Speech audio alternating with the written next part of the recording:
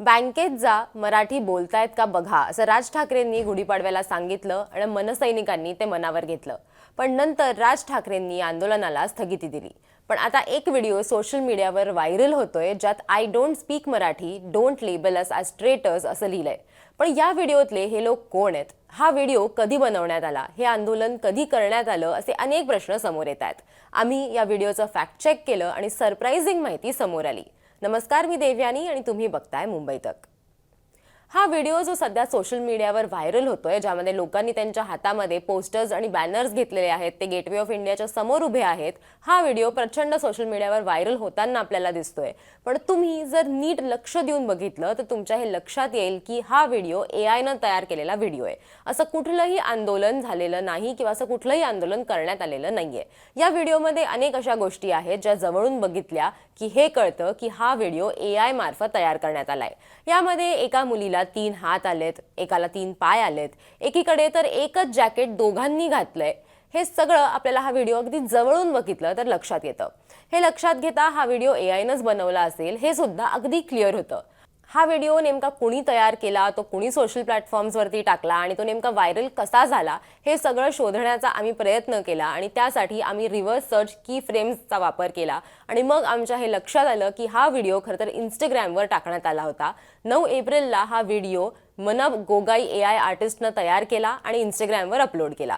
तिथं कॅप्शनमध्ये त्यांना असं लिहिलं आहे की India is a highly linguistically diverse country with 22 official recognised languages under the 8th schedule of the constitution and a total of 121 languages and 270 mother tongues. Respect all languages. Disclaimer, entire content in this video is AI generated.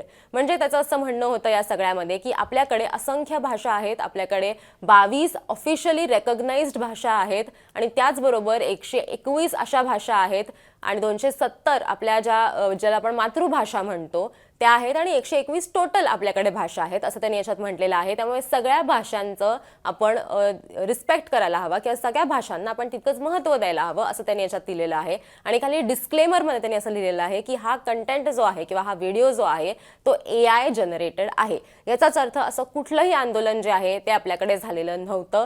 त्याचबरोबर राज ठाकरेंनी जेव्हा ही घोषणा केलेली होती गुढीपाडव्याला की बँकांमध्ये जाऊन तुम्ही बघा, जर बँकांमध्ये मराठी बोललं जात नसेल किंवा जर महाराष्ट्रात मराठीचा अपमान होत असेल, मुंबईमध्ये मराठीचा अपमान होत असेल तर ते सहन करू नका. आणि हेच मनसैनिकांनी अगदी सिरियसली घेतलेलं होतं आणि त्यानंतर अनेक बँकांमध्ये जाऊन, अनेक ऑफिसेसमध्ये जाऊन त्यांनी तोडफोड केलेली होती, कर्मचाऱ्यांना मारहाण केलेली होती आणि त्याचबरोबर जे उद्धटपणे बोलत होते मराठी भाषेबद्दल त्यांना सुद्धा धडा शिकवण्याचं काम हे मनसैनिक करत होते. मात्र नंतर राज ठाकरेंनीच या आंदोलनाला स्थगिती दिलेली होती, कारण सरकारनं अर्थातच त्यांना असं सांगितलं की कुठलाही हिंसक मार्ग तुम्ही वापरू नका. आणि मग राज ठाकरेंनी त्यांच्या पत्रात असं लिहिलं की तुम्हालाच जर मराठीची पडलेली नसेल तर मग मी तरी याबद्दल काय करू शकतो. मराठी जपणं किंवा मराठी ही बोललीच गेली पाहिजे हा आग्रह जो आहे तो आता मराठी माणसानंच धरणं गरजेचं आहे असं याच्यामध्ये म्हटलेलं होतं.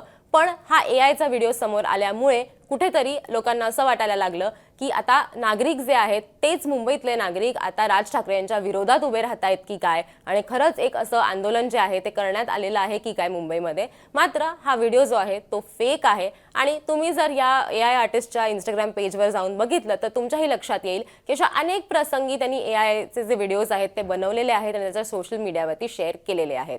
हा आमचा फॅक्ट चेक करण्याचा प्रयत्न होता. तुम्हाला या सगळ्याबद्दल काय वाटतं ते आम्हाला कमेंट करून नक्की सांगा आणि असेच व्हिडिओज बघायचे असतील तर मुंबई तकला सबस्क्राईब करायला विसरू नका.